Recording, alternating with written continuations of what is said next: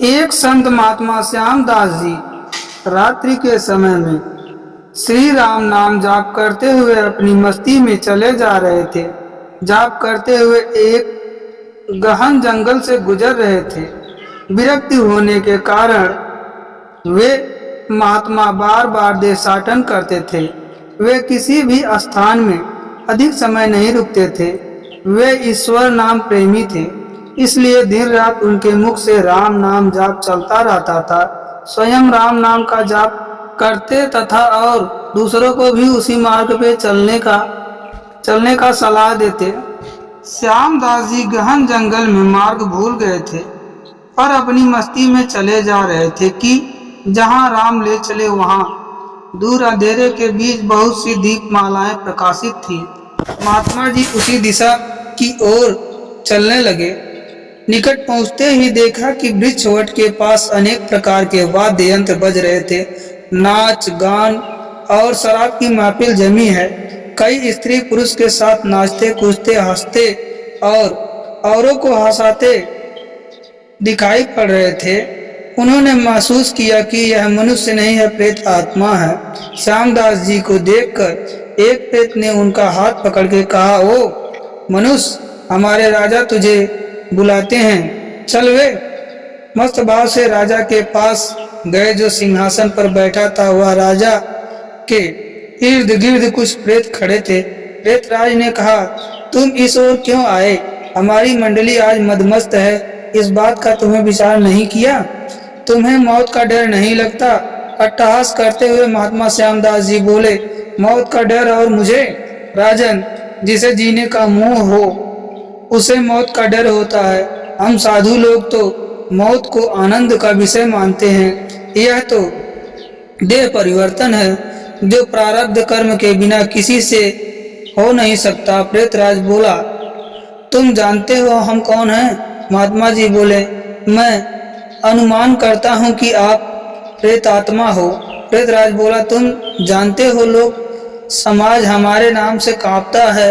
महात्मा जी बोले प्रेतराज से, मुझे मनुष्य में गिनने की गलती मत करना। हम जिंदगी दिखते हुए भी जीने का इच्छा से रहित मृत्यु तुल्य है। यदि जिंदा मानो तो भी आप हमें मार नहीं सकते। जीवन मरण कर्माधीन है। मैं एक प्रश्न पूछ सकता हूँ? महात्मा की निर्भयता देखकर प्रेतों के राजा को आश्चर्य हुआ कि प्रेत का नाम सुनते ही मर जाने वाले मनुष्य में एक इतनी निर्भयता से बात कर रहा है। सचमुच ऐसे मनुष्य से बात करने में कोई हरकत नहीं। प्रेतराज बोला, पूछो क्या प्रश्न है? महात्मा जी बोले प्रेतराज से, आज यहाँ आनंदोत्सव क्यों मनाया जा रहा है? प्रेतराज बोला, मेरी इकलौती कन्या योग्य पति न मिलने के कारण अब तक कुंवारी है, लेकिन अब योग जमाई मिलने की संभावना है। कल उसकी शादी है, इसलिए यह उत्सव मनाया जा रहा है। महात्मा हंसते हुए बोले, तुम्हारी जमाई कहाँ है? मैं उसे देखना चाहता हूँ।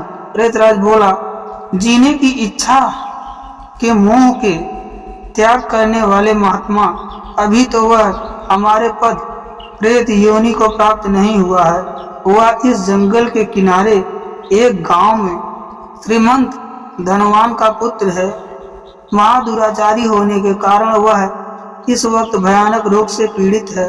कल संध्या के पहले उसकी मौत हो जाएगी, फिर उसकी शादी मेरी कन्या से होगी। इसलिए रात भर गीत नृत्य और मद्यपान करके हम आनंद उत्सव मनाएंगे। श्यामदास जी वहां से विदा होकर श्री राम नाम जाप करते हुए जंगल के किनारे गांव में पहुंचे। उस समय सुबह हो चुकी थी।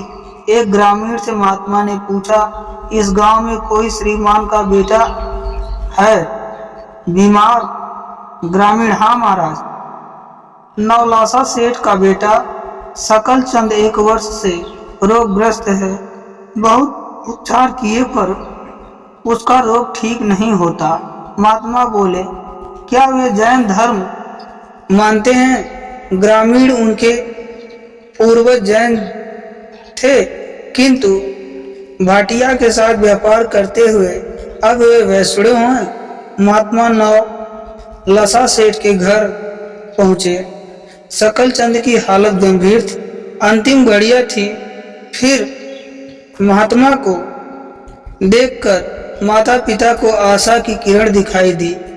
उन्होंने महात्मा का स्वागत किया। सेठ के पुत्र पलंग के निकट आकर महात्मा राम नाम की माला जपने लगे। दोपहर होते होते लोगों का आना जाना बढ़ने लगा। महात्मा बोले, क्या सकलचंद, अब तो ठीक हो? सकलचंद ने आंखें खोलते ही अपने सामने एक प्रतापी संत को देख तो रो पड़ा। बोला, बाबा जी, आप मेरा अंत सुधारने के लिए पधारे हो।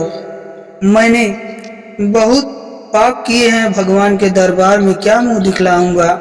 फिर भी आप जैसे संत का दर्शन हुआ है, यह मेरे लिए शुभ संकेत है। इतना बोलते ही उसकी सांसें फूलने लगी। वह खांसने लगा।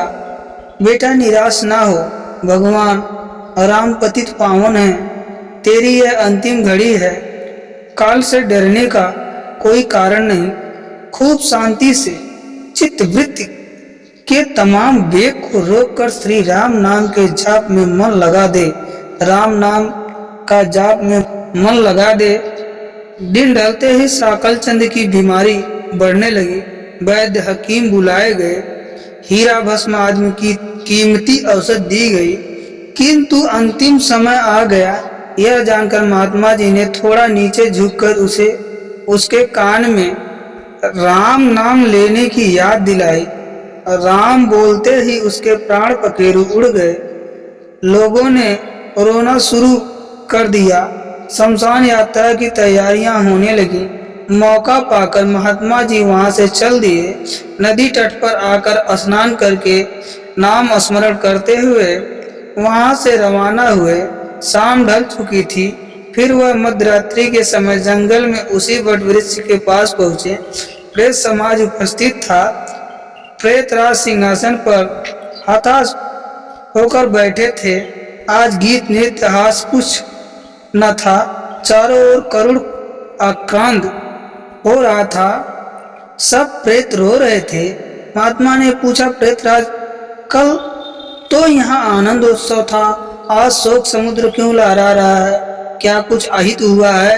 प्रेतराज, हाँ भाई, इसलिए रो रहे हैं, हमारा सत्यानाश हो गया। मेरी बेटी का आज शादी होने वाली थी, अब वह कुंवारी रह जाएगी।